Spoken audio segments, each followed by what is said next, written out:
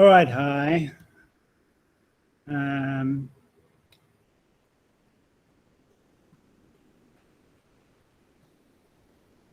Hi, right, so we're ready to go.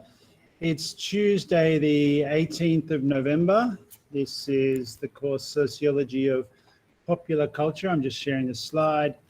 We're talking today about the commercialization of world music, just the idea of world music, and reading hopefully Adorno's work.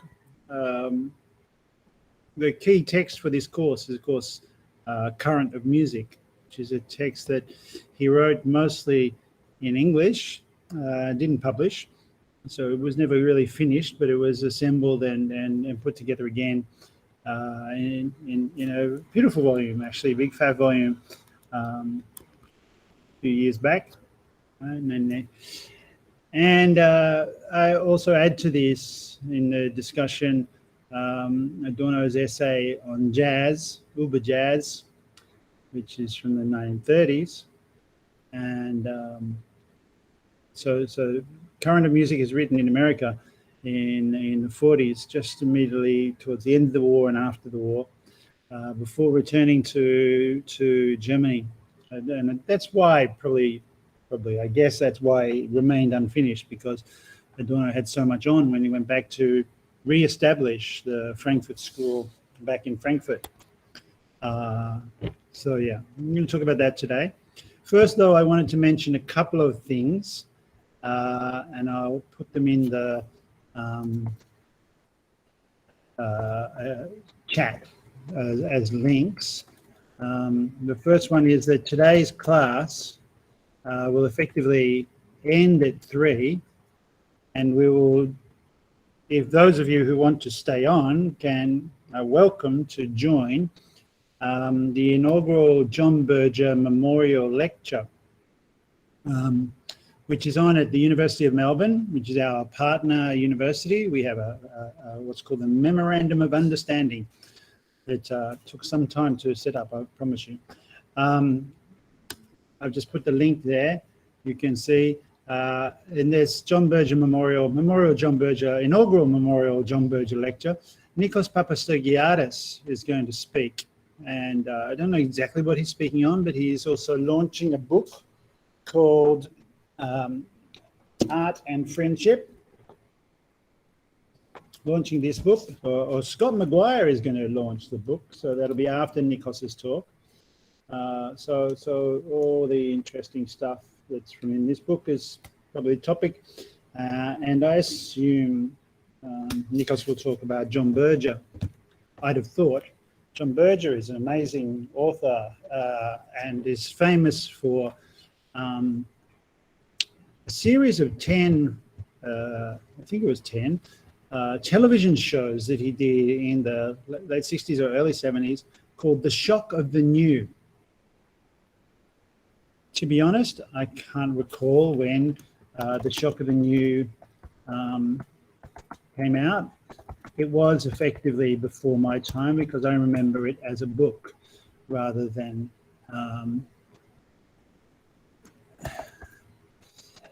the television series. 1980, even later. No, that was by Robert Hughes. What was John Berger's art film called? Oh my God, The Shock of the New was Robert Hughes. I made a big mistake there. John Berger's TV show was called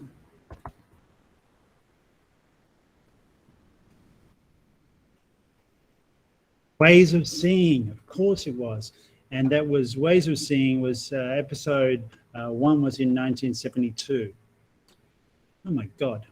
In my head, I had John Berger, and it's Robert Hughes. And Robert Hughes is a very different person to John Berger. Anyway, sorry about that. Thankfully, our memory is on the internet, and we can correct the mistakes we make.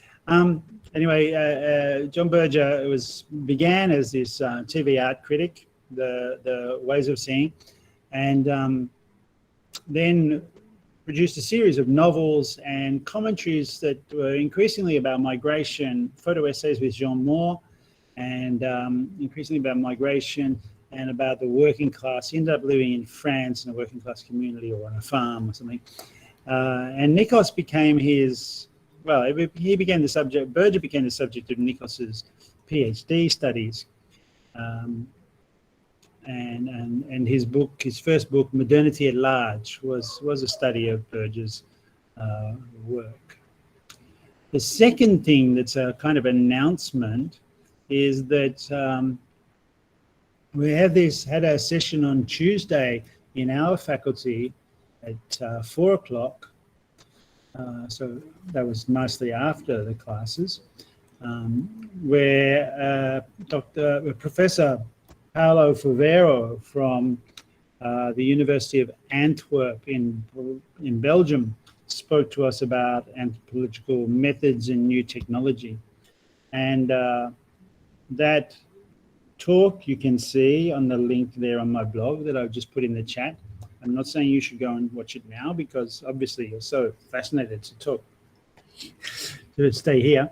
But afterwards you could watch that. It's called 30 Minutes Methods, but it's a 30-minute talk and then a 30-minute answering question session. And next week, the Tuesday 4 p.m. talk will be, and the link is underneath the film here on that webpage that I've just put up. Next week, the talk is by Ken Farrow, who's the award-winning director of films like Injustice, 1999, and Ultraviolence was out this year and winning awards. So, and he's been a visitor to our campus before. Must have been January 2020, just before COVID began. And yeah, he's really good. And the week after, so Tuesday the 30th, there's a former student of mine, now finished his PhD, Jack Bolton, speaking on anthropology and method and literature. But that was still interesting as well. He's a fantastic writer, and he's editor of a lovely magazine, a little magazine, been going about 20 years now, called Stimulus Respond. It's a large format magazine. It's online largely, but there's been some print issues, and it looks fabulous, yeah. So there's all that. But now, world music. World music is, let me say, it's a marketing category. It's not a thing. It's not a style of music. It's a way of selling lots of styles of music. And in that sense, it's an incoherent category. Let me try and explain why. Okay. Now, you may or may not have heard about world music. And you may or may not think that well, I don't know how world music plays as a category here in Vietnam, because nearly all music from Vietnam would be put into the world music basket when it hits the global music classification industry system, whatever, marketing, whether it be bolero or red music or whether it be whatever ching gong sounds or anything, it will fit into kind of a ethnographic category. Anyway, we'll get onto that. First, I want to talk about Adorno, of course. So we're starting with the commercialization of world music, basically. So analysis of music that follows the work of Adorno. We'll start with dialectics, and for us, it's got to be a question of how sound gets fetishized, and in the context of the last 15 or so, 20 years, kind of music has become a kind of weapon. It's been weaponized.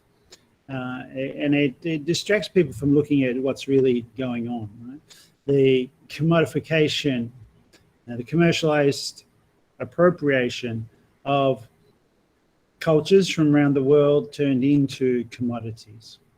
And this is a part of a global, total society. Capitalist mode of production, which embraces the world and can fit almost anything into its commodity system, right? No matter how strange.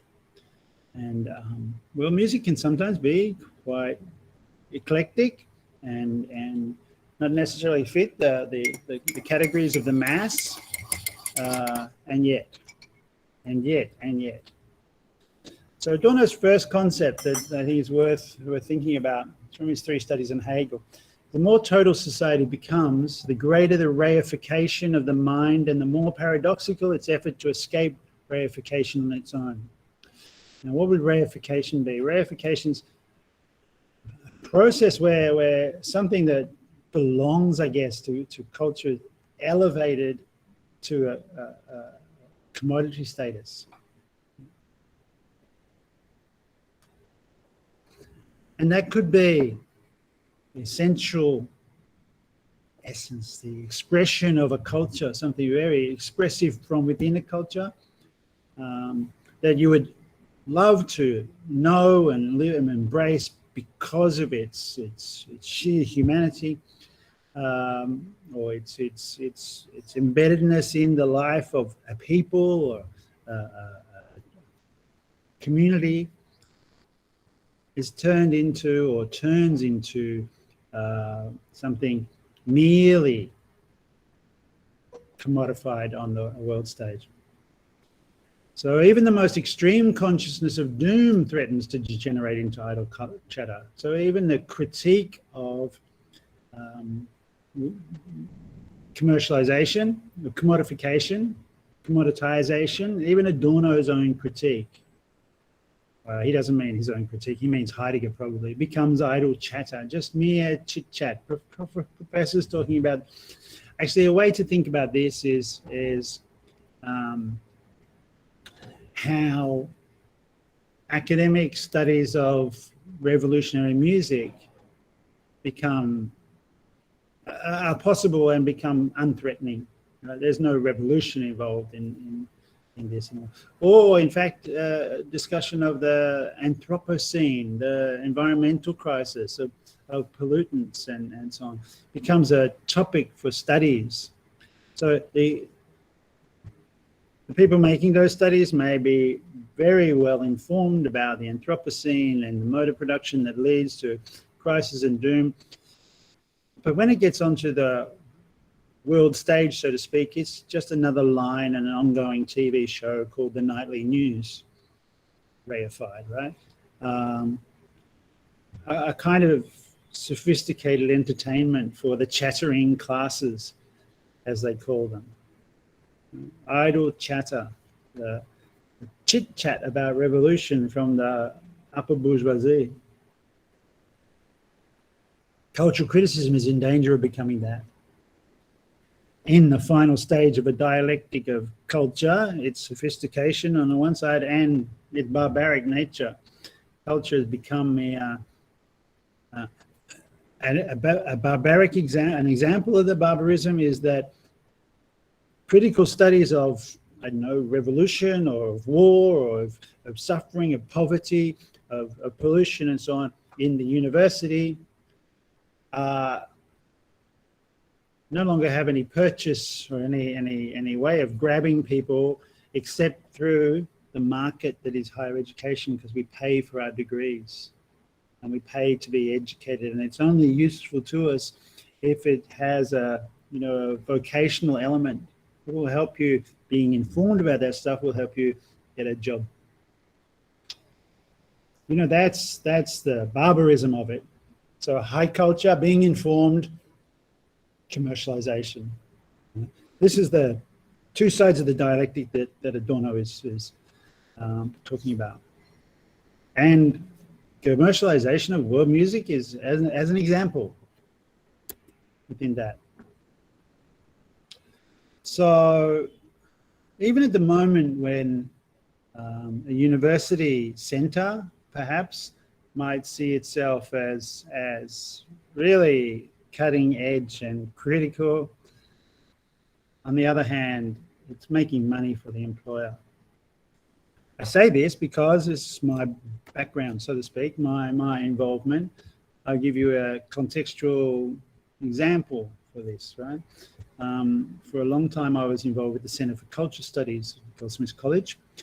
And I was awarded, indeed, a grant to look at, I suppose, well, music was a part of it, but also film and theatre, radical music that was breaking into the world of, I suppose, activism or anti-racism and anti-immigration law activism. And the idea was that somehow by getting researchers together who worked on film and on music and on theatre, together with the activists who worked on anti-racism and anti-immigration law, putting them together in conferences, and those conferences inside festivals, there would be some way in which academic work would be, more relevant and not reified. In fact, it would help push these kind of causes to more.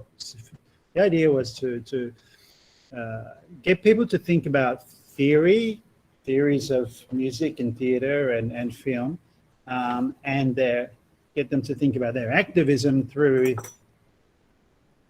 theories of film, theatre and music, and get the theorists of music, film and theatre to think about their work through activism, right? So the two halves of the whole to talk, thinking of Adorno. And even to the extent that this did happen, it was still happening in a university system that was charging fees for education and was it the kind where the managing director of Unilever would say to me, yes, teach them the most radical Marxism possible because then we'll employ them, and we don't want to employ people that don't do critical thinking. We want to have the best thinkers, but we'll pay them the most money so they'll think for us. That was really quite depressing to hear, because that is the argument of reification right there. Even though in the sessions we got like the anti-racist activists who do stuff about protests, they were being asked by the theatre people to think more creatively about what a protest could be. So instead of a march from A to Z, where you perform the protest, 1, 2, 3, 4, who do you think we're fighting for? 5, 6, 7, 8, 9, 10, 11, whatever. You would think about how performance in theatre works, and how maybe thinking about theatre can allow you to think differently about the performance of protest. Right? And this is in anti-immigration protests around the borders of Europe and so on, which was big at the time. This is around 2010, just before the Arab Spring. Another, and in one of those conferences, we did it at the same time as the 20th anniversary of the falling of the Berlin Wall, right? The wall from East Germany and West Germany, or from the former East and what people never say, the former West. They should say the former West. They say the former East, but they forget to say the former West.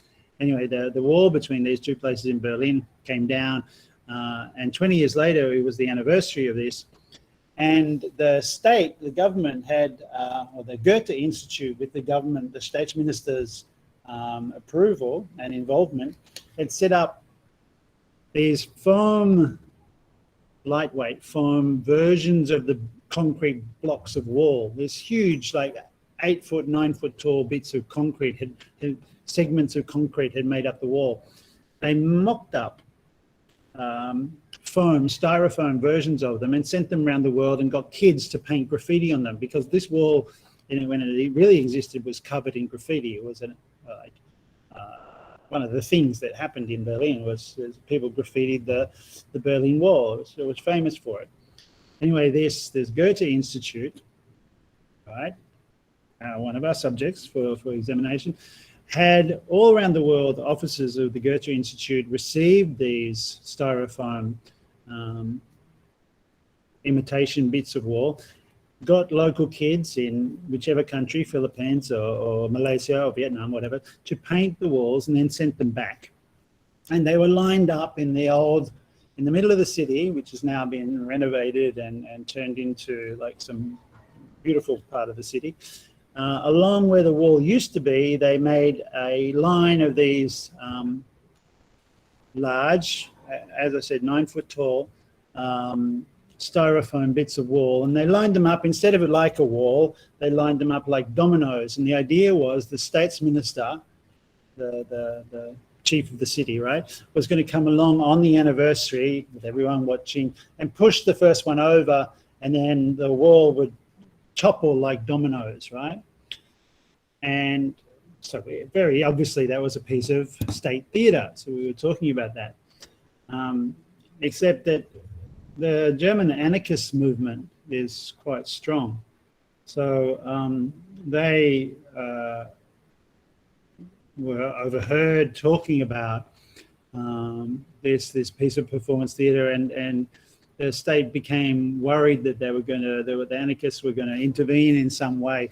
So to protect the art, they put up 2 protective walls on either side of the wall. So the wall, which was a commemoration of the wall falling down, had to be protected by a double wall in like a wall in duplicate, twice the wall. The wall that was falling down, and the whole falling of the border was supposed to be celebrated, but instead what they did was build 2 more walls, barbed wire, protective mesh fences, to stop anyone from getting to the wall and damaging it. And that just seemed to be the performance par excellence of the state's power, right? That it, even, and of reification, even as the wall was falling down, or we were supposed to be commemorating the 20th anniversary of the wall falling down, they built more wall, right? That's reification, the wall to protect the art rather than to protect the people or stop the people from going in, or nothing to do with communism anymore. Communism of the former East, right? And versus the former West.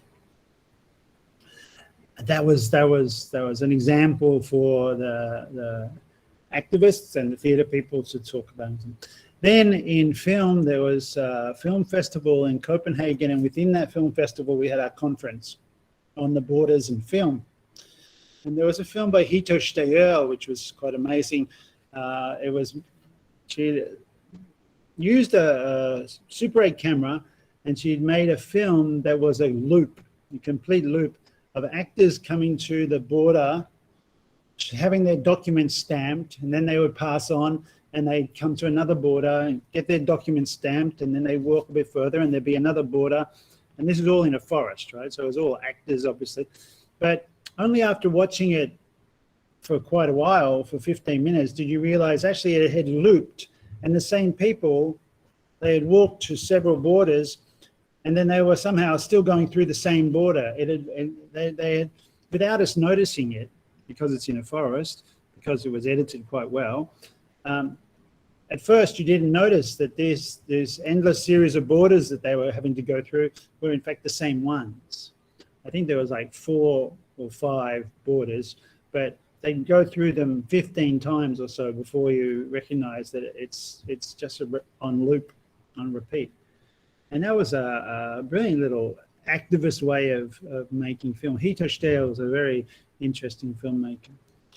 And then in the music festival called Clandestino, which was a Clandestino music festival I've actually got the slide, there's the poster from it. All right.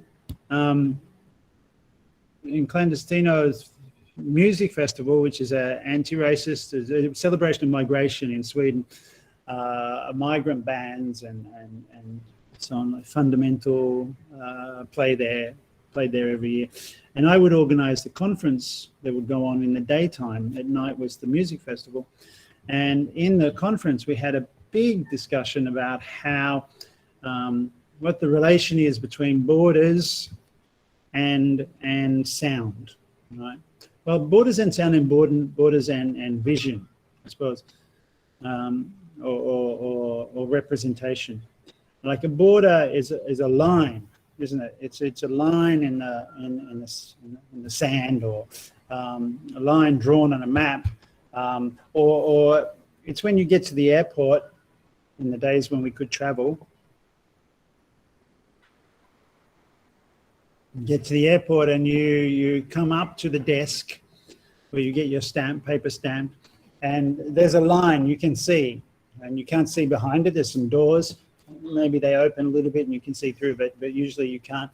And in Britain, it used to say, "Welcome to Britain." Now it says UK Border Authority, because they're so paranoid about immigration, right? And forcing people to go under the wire or travel in refrigerated trucks and die. It's happened tragically. But the thing about this standing in the room, in the arrivals hall, waiting to go through this border that you see and you can't see beyond, it's interesting that you can hear the beyond. You could hear the outside, the hubbub of the restaurants or the cafes where the people were waiting. Sort of announcements coming from there, don't leave your luggage lying here, otherwise it will be picked up and taken away and blown up because you might be a terrorist, or it might be unsuspicious baggage, right? Don't if you see it, say something, kind of announcements. A whole series of sounds, because sound isn't blocked by the border. And if you stop wherever you are right now and just listen,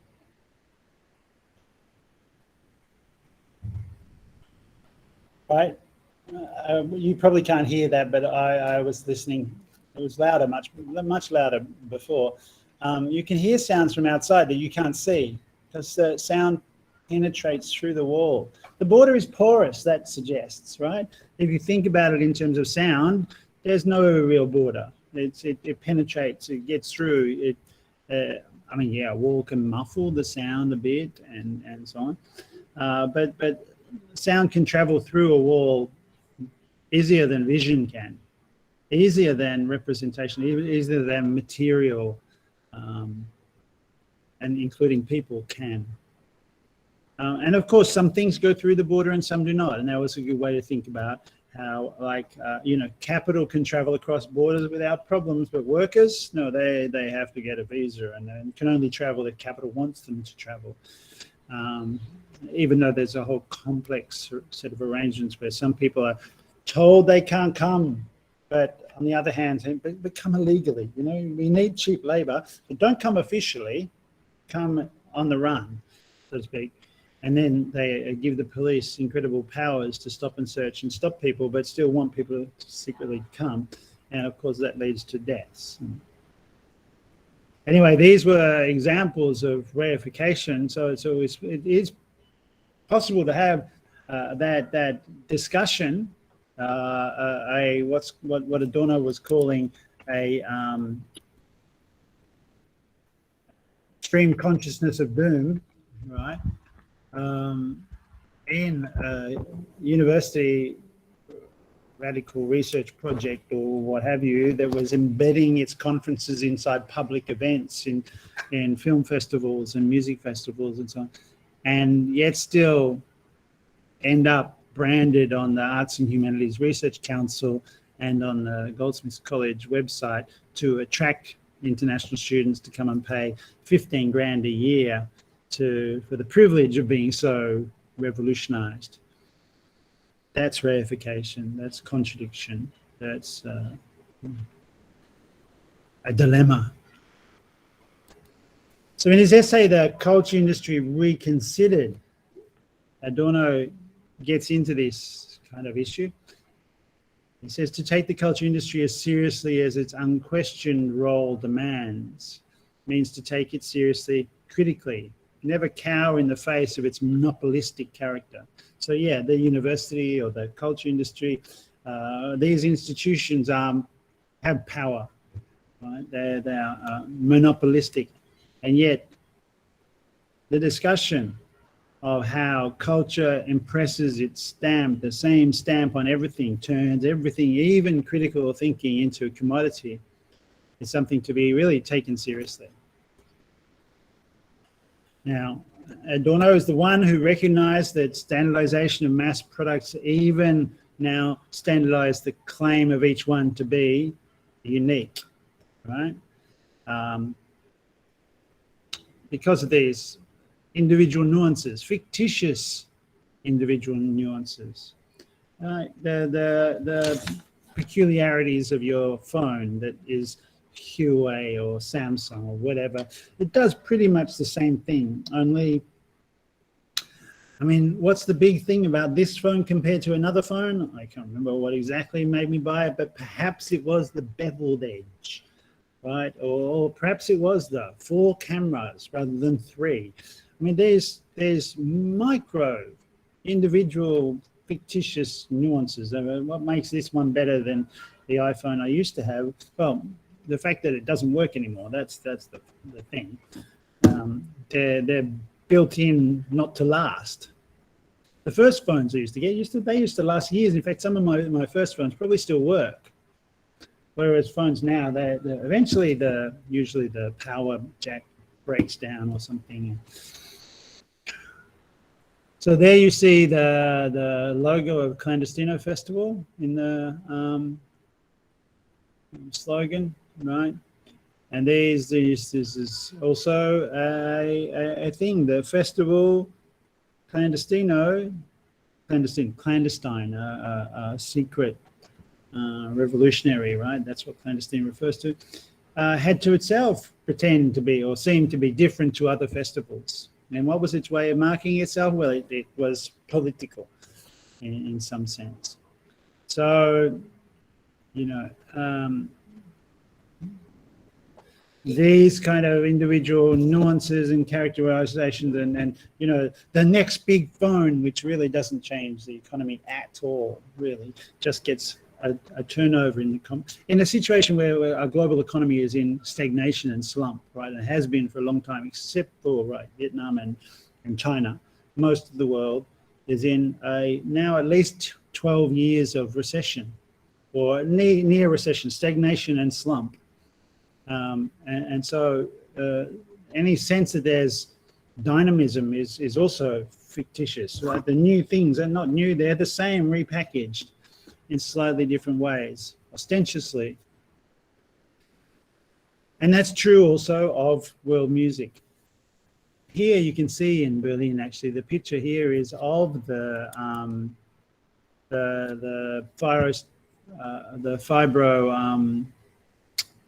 styrofoam bits of wall that were set up like dominoes and were supposed to fall. So 2009 was the 20th anniversary of 1989. Forgot my maths there.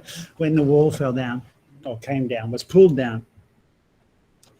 I want to talk about a guy called Paul Gilroy alongside Adorno, because he's a great theorist, English, Caribbean descent,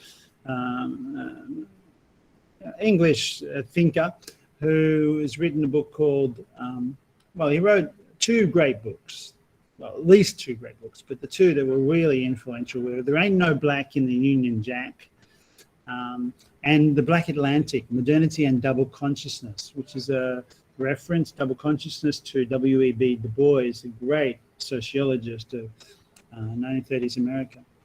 But in The Black Atlantic, Gilroy makes an argument about the relationships between, or the travel of culture between Africa, America, and Europe, or England, right? And this triangle of travel that moved on ships and moved on with people on ships like the Windrush, Empire Windrush, bringing migrants from the Caribbean who had obviously come, descendants of those who came through slavery, bringing migrants from the Caribbean to Britain to work in the post-war economy. In that book, he talks about so-called world music. And it's interesting that he says that, because it's in the context of a debate about authenticity. What is authenticity? Authenticity, something that's authentic. The appeal of certain cultural commodities that belong to a community, right? And they've been an important element in the mechanism of the mode of racialization necessary to making non-European and non-American music acceptable to an expanded pop market. But so world music was a category that wasn't a category really. It was everything that wasn't Euro-American pop. Right? This is in the time before K-pop took off, before V-pop, J-pop, Y-pop, XY pop, Z-pop, Q-pop, pop music. It was the day of the time of world music festivals, World of Music and Dance, WOMAD, and Peter Gabriel, and Box, WOMAD Box and stuff like that. So there was attempts by musicians that had become interested in the rest of the world a bit. The Beatles in India started it, perhaps not exactly. I suppose the Rolling Stones being interested in rhythm and blues was an early thing, but interest in India, or Brian Jones from the Rolling Stones going to the master musicians of Jujuku in Morocco and recording their sounds. The occasional entry of an exotic piece of music that wasn't exactly Euro pop or American rock and roll into the charts, very rare, but the occasional. I mean, I suppose the music of Sheila Chandra or of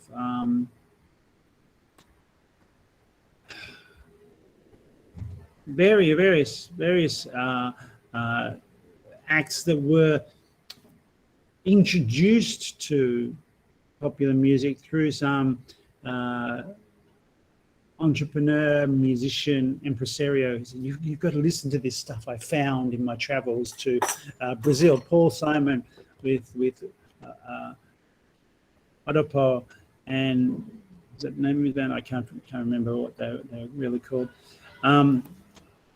These kind of musics that would not fit the expectation, the main categories of, the structure or the normal sound of a 3-minute pop record, had to be,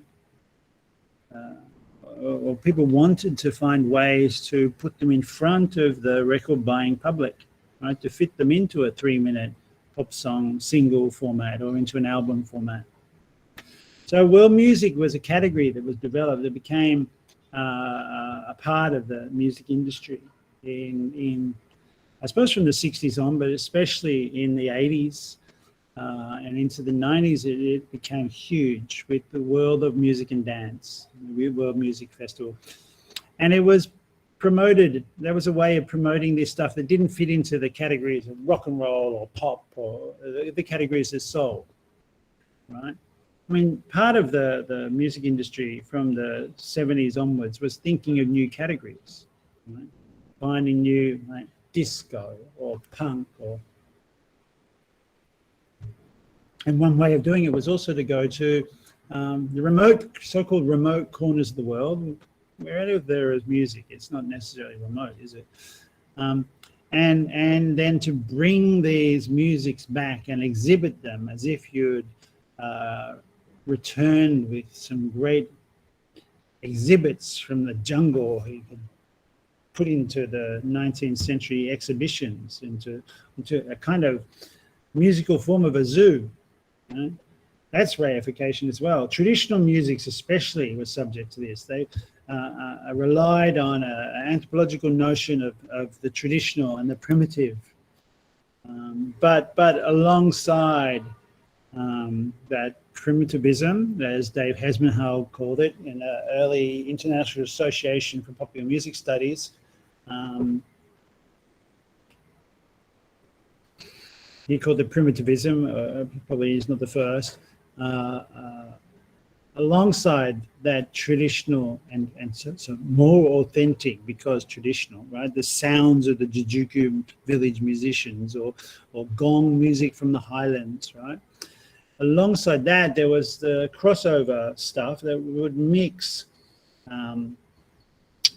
traditional musics with electronics. So Transglobal Underground was a band that would take sounds from Bhangra and other South Asian musics and put them alongside a kind of trip hop disco beat. K-pop was obviously pop music with Korean characteristics and all the things that went along with that, and then J-pop and V-pop and so on. Asian dub, it should be Dub Foundation, not Dun Foundation, that's a typo. But they were, again, a mix of punk, rock and roll, and some Asian politics. And at first, these were also in the world music category, although they kind of fall out of it as well, because Asian Dub Foundation were closer to jungle, or closer to hip-hop.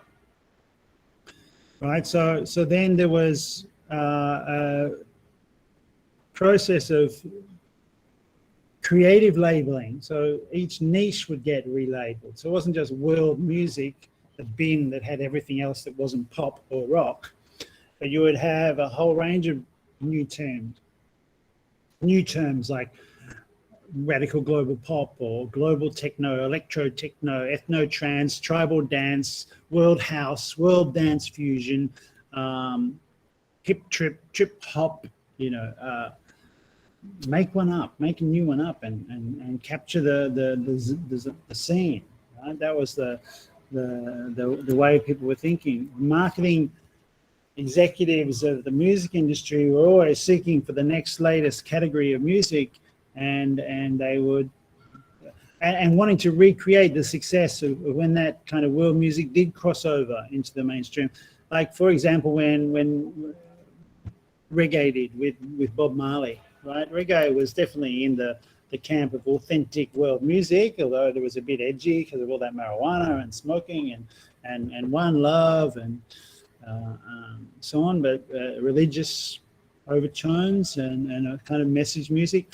But it was, after a long time of existing, reggae really hit the big time with the marketing of Bob Marley and the Wailers, right? Especially because they came and toured England and got a lot of publicity for it.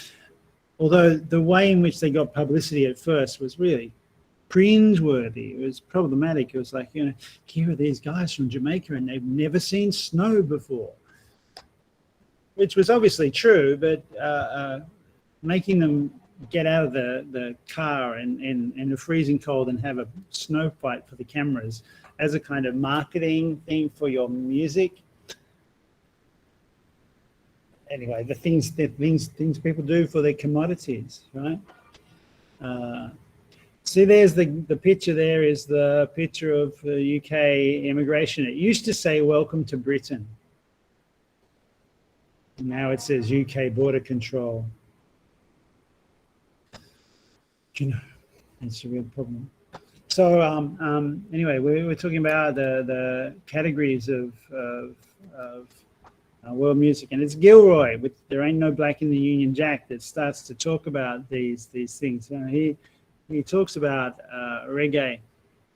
What reggae did was showed how a crossover to the mainstream could take a critique of colonialism and repression and get high publicity and visibility for it, and articulate a sense of opposition for those that were mixed race or black in that Union Jack, in the so-called United Kingdom. But the other thing was there was also it created a wave of white reggae musicians, white kids with dreadlocks. It's really interesting to think about these crossovers, right?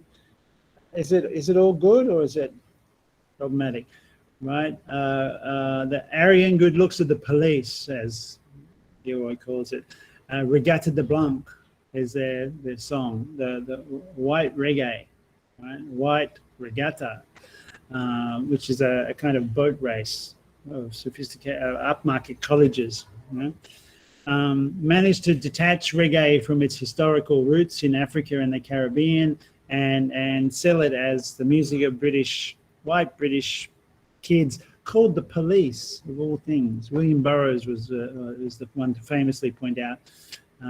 He met them. He was introduced to them at a party, and because he's an old drug addict, he then told his friends, "I don't know if you're holding guys, but I was just introduced to those young lads over there. They're the police.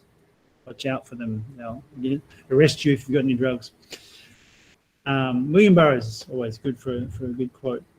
But the police were one example of crossover reggae, and reggae did capture a certain late 70s ethos. So those that weren't into punk got into reggae with UB40, and the guy from UB40 just passed away, actually. What's interesting really is white kids with dreadlocks became and stayed trendy right up until the 90s, right? Wearing white Rasta dreadlocks. That's Paul Gilroy there with his dreadlocks, and there will be white blonde kids with dreadlocks as well. And that's interesting because some things from the fashion, authentic fashions of the world music, or the tribal scene, became trendy. For Asia, it was the bindi dot. There's teenage girls running around with a bindi dot and a nose ring. But we didn't really ever see the turban, the Sikh turban, catch on in the same way the dreadlocks did. Right? So only some things were adopted, and others were not harmlessly exotic. Were dropped. Anyway, it's this manufacture of this concept of, or category of world music that's interesting here.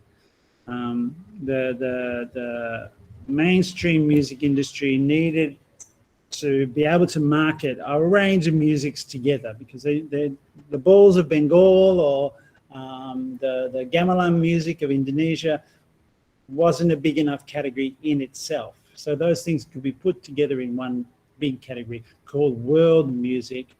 And there would still be mainstream music, and that would be parochial, and so the racists would refuse all that other stuff. But those that would, say, be proud of their anti-racism would then focus exclusively on that exotic stuff. And some entrepreneurs, of course, got their foot in the door that way and marketed their artists as world artists, world music artists. And some of them who were reggae artists did better as world music artists when reggae became less in favor. Okay, and then, but it took away from the authenticity, the what's the word for it? Individuality of the idiosyncratic, the particularity of many bands to be put into this category that didn't really mean anything. World music meant the same as, I know, it was a marketing category within the culture industry.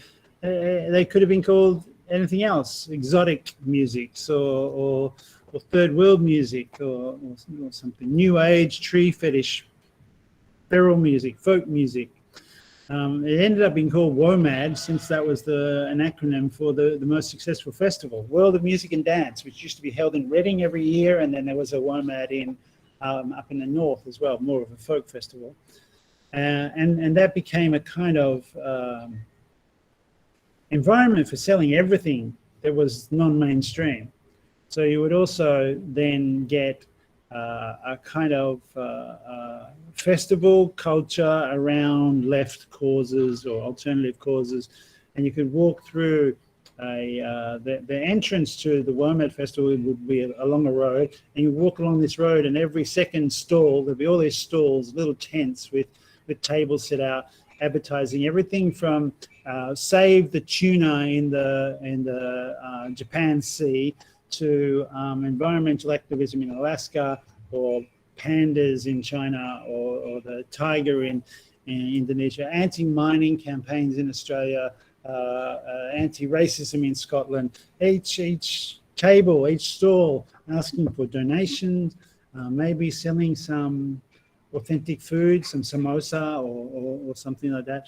Never deep fried Mars bars in batter from the Scottish, but I'm sure someone tried that at some point. And then journalists would come along and talk about how this was also different and alternative, but it was really cottage capitalism, basically. It wasn't so different. It was just another fold in the marketing strategy. That's the weirdness of it.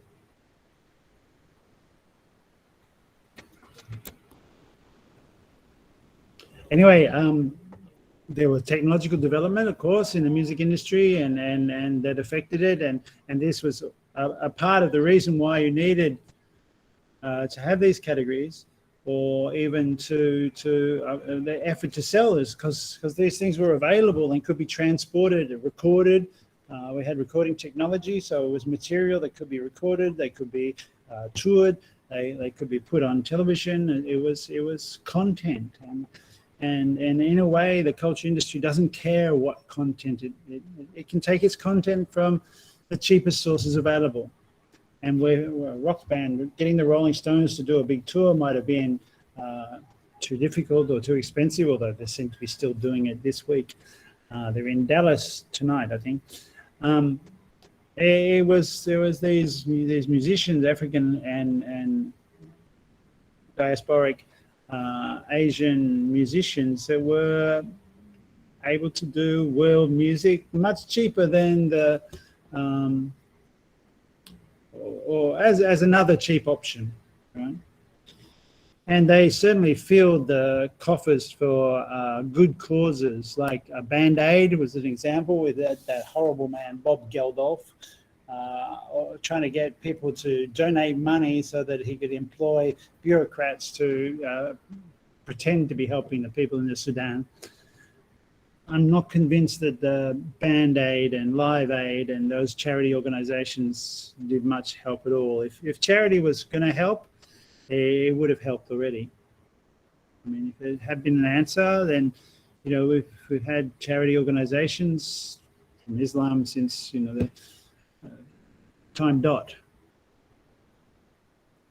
I mean, when you think about, if you think critically about charity, whether it be Bob Geldof and Live Aid using world musicians and Queen to raise money for the people of Africa, do they know it's Christmas? No. Do they care if it's Christmas? With more,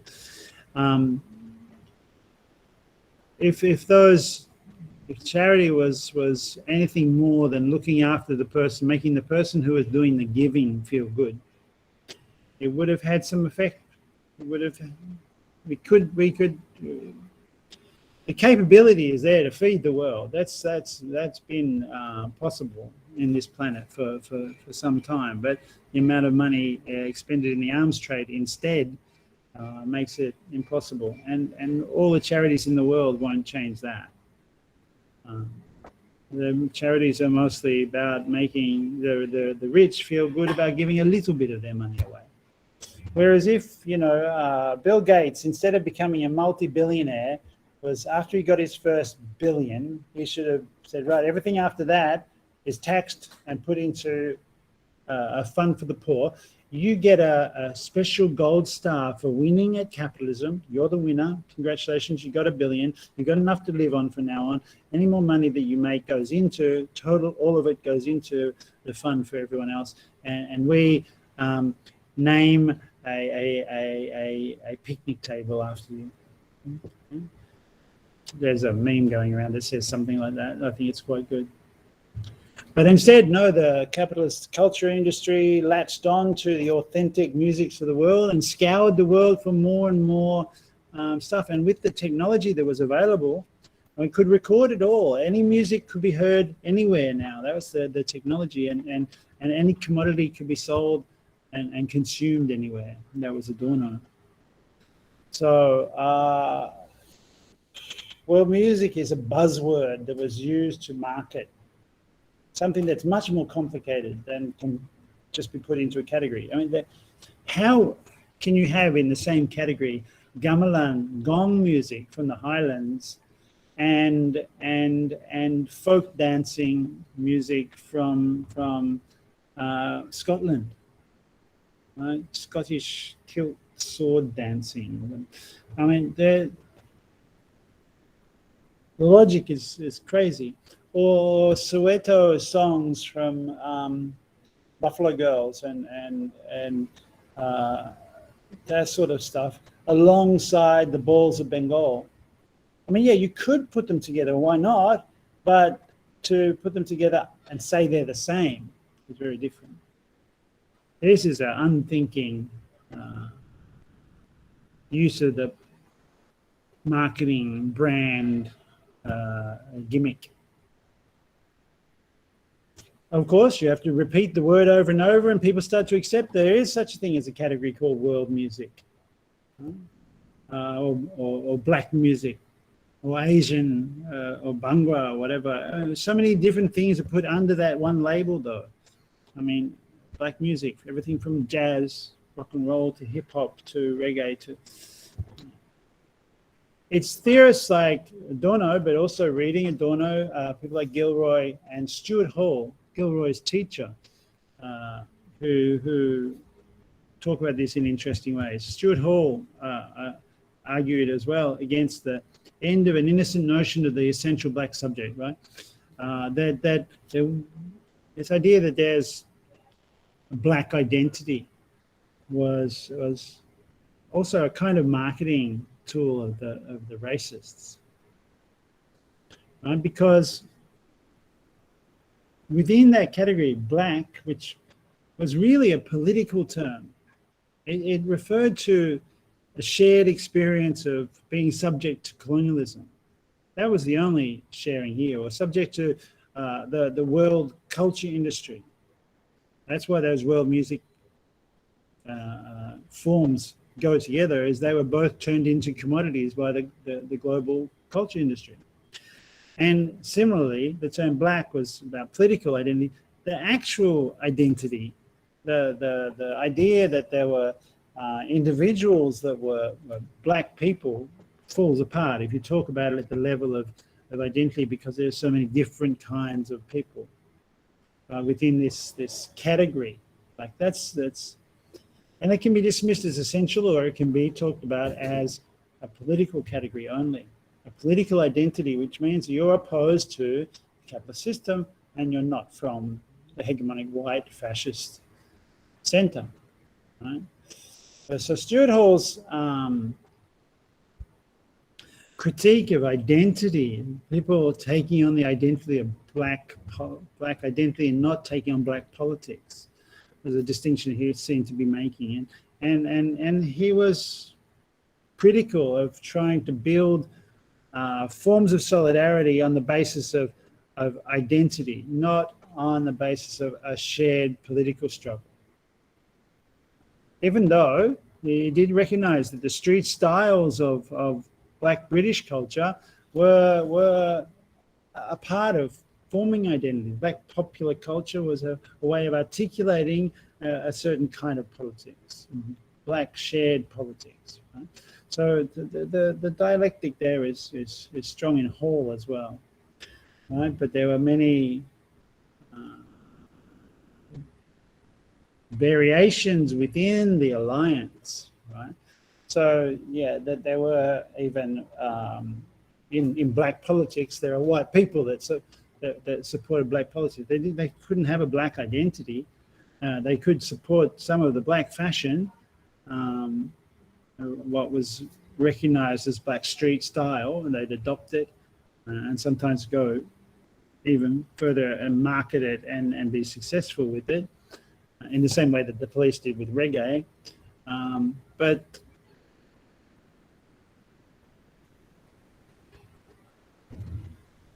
now, yeah, this mixing of cultural origins or authentic bits of culture into some new culture and calling that authentic as well is really interesting. Gilroy kind of talks about the musical form of hybrid musics, hip hop, which is a mix of different things combined together and given a kind of not a brand but a styled authenticity because of its local setting, because of its specific character of the Bronx in 1970s New York, and that was connected with a whole lot of these what he called Black Atlantic connections. A whole lot of people moving to the UK, traveling on these ships, or between New York and Haiti, or New York and Jamaica.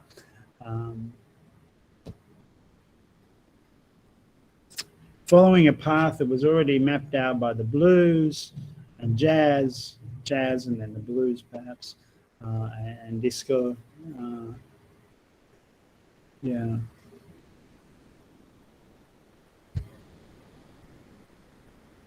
I don't want to get maybe into so much into the debates about how these identity forms were played out, because there were convolutions and links between there were examples in this identity politics. You can find examples that go against the flow of logic, so that there were black fascists, for example. There not many, of course, not many, but there were, and they weren't the counterbalance to the white anti-racists, because there were many of them. The white anti-racists weren't necessarily that progressive always. Protesting, as we saw in earlier weeks, we talked about how the protests in the middle of the city, with everyone wearing a badge that said they were anti-Nazis, happened at the same time as people were being attacked in the suburbs. Right? But what's identifiable and should be criticised or questioned, and there's room for critical thinking, is that this identity was then turned into a market as well. The clothes and the music and hip-hop fashion became something to generate money for the music industry, the corporate players. I mean, as well, some performers who wanted to get paid, got to get paid, Rakim. But they were earning money for the under-assistant West Coast promo man who was white. So, and making marketing black popular music to support. Gilroy is very positive about. I'm in my class. You get yourself some food.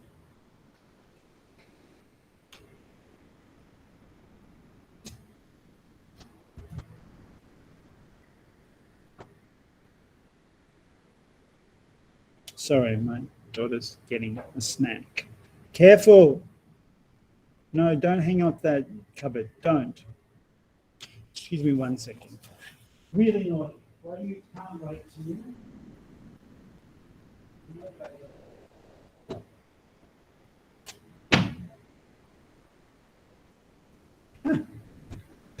Verification. All right, I'm going to skip ahead because I'm lost now. In fact, I'm going to end. Yeah, so with Gilroy's work, I think I really should put Gilroy up for reading, recognize that his work really deserves to be read closely. It was critiqued quite a lot, but I think it really was great because it opened up a new continent of thinking, right? The Black Atlantic, the connections between America and England and Africa as a kind of space of the development of a cultural exchange is a set of products is both fuel for the culture industry and a challenge. And yeah. All right, I'm going to stop it there with a recommendation that Paul Gilroy be read alongside Adorno. And apologize for losing my thread. So what we'll do next is get into discussion of the essays, the audits, cultural industry or cultural institutions that we're auditing for our essays, for the essays, our essays, I say, but your essays, and how that's going to work. Now that I've looked through many of the examples. Stop the recording first. So we'll have some question and answer and